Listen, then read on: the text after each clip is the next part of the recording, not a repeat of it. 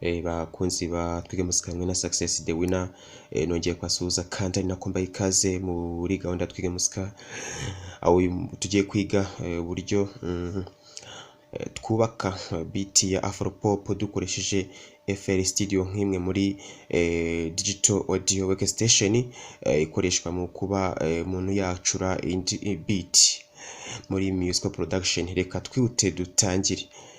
Urabanza ugafungura nyine FL Studio,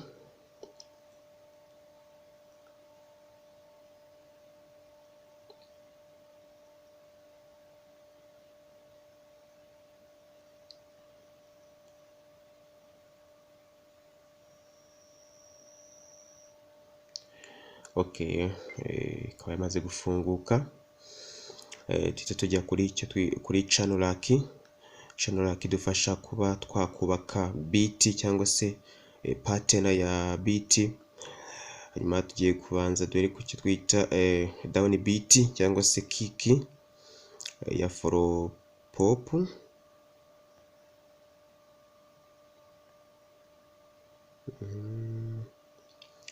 Hagati ya down ya kick n'indi habamo intera ya beat eshatu nkuko muyibona.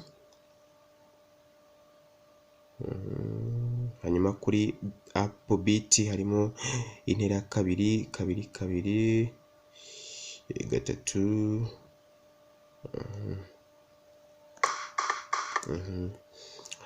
tempo irihuta cyane, reka tugabanye tempo.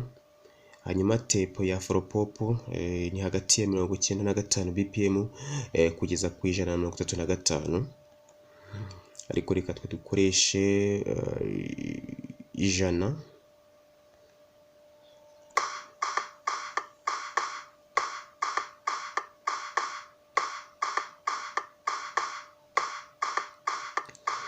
Okay, ubu tumaze gukora beat cyangwa se tumaze gukereya pattern ya Afropop music. Hanyuma rero tugiye gufungura indi pattern ya kabiri, hanyuma dukereye code progression. Hanyuma kugira ngo dukereye code progression biradusaba kubanza tugashyiramo piano roll cyangwa se piano.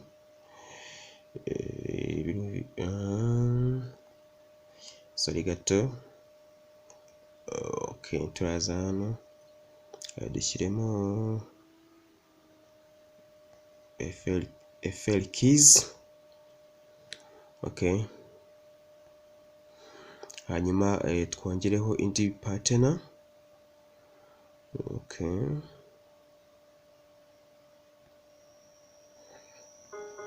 yes. None ubu rero tugiye kubita dukereya code progression.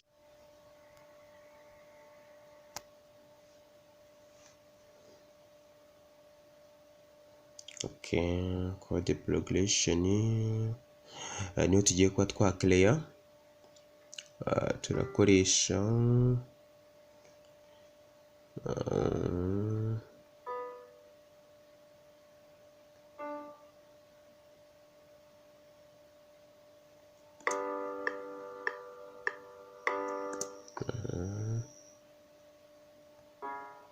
no.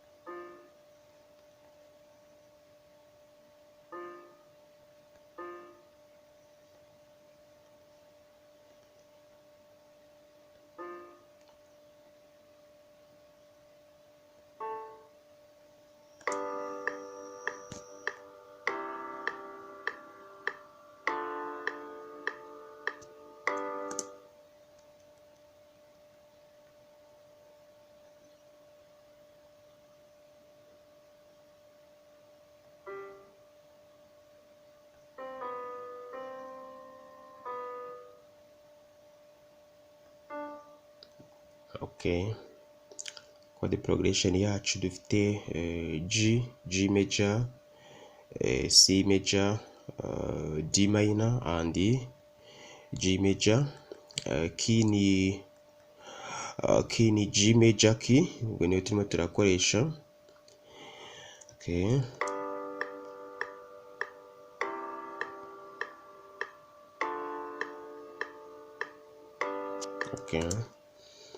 hanyuma tuhite tuza hano.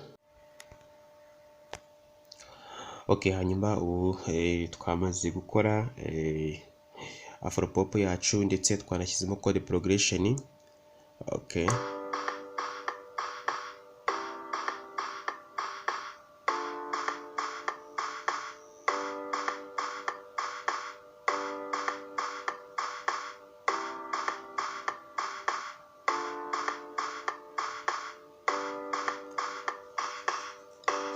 hanyuma ushobora kongeramo indi musical instrument cyangwa se ikindi gikoresho cya muzika cyangwa se demajwi, bitewe nyine n'uburyo ushaka igihangano cyawe.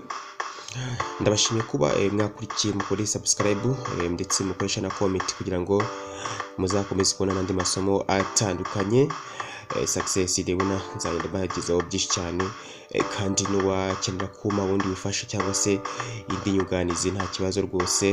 Telefone 0788911054 cyangwa ukajya kuri Instagram ukaba wandikira ni Success Dore ukagira byinshi wagenda umbwira.